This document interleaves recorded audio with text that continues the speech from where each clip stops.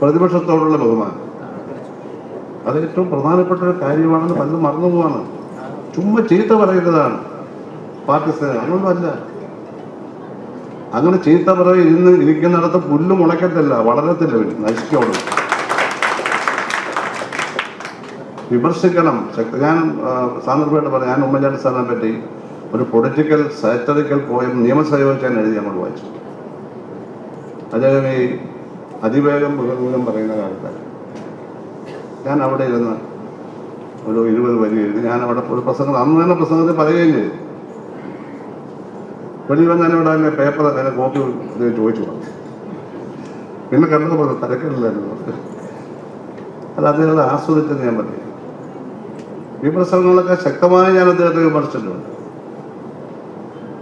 British prime minister John മേജറുടെ തലമുടിയോട് അദ്ദേഹത്തിൻ്റെ ഈ അലസമായ തലമുടിയെ ഞാൻ ഉപമിച്ച് ഞാൻ നിയമസഭയിൽ പ്രസംഗിച്ചു. അദ്ദേഹം എന്ന് തലമുടി ചെയ്തു. രാഷ്ട്രീയ വിമർശനത്തിൽ ഒരു വിട്ടുവീഴ്ച ഞങ്ങളത് കാണിക്കാറില്ല. പക്ഷെ ആക്ഷേപിക്കാറില്ല. അദ്ദേഹത്തെ ഒരുപാട് ആക്ഷേപിച്ചതാണല്ലോ ഏതൊരു സ്ത്രീയുടെ പ്രസംഗം. എന്നെ വായിക്കുന്നൊരു വാക്ക് ഞാൻ ഒരിക്കലും പറഞ്ഞു ആ പ്രശ്നം ഞാൻ പറഞ്ഞു. കാരണം എനിക്കത് വിശ്വാസമില്ല. അങ്ങനെ ചെയ്യുന്ന ഒരാളാണ് എനിക്ക് വിശ്വാസം വേണ്ടത്.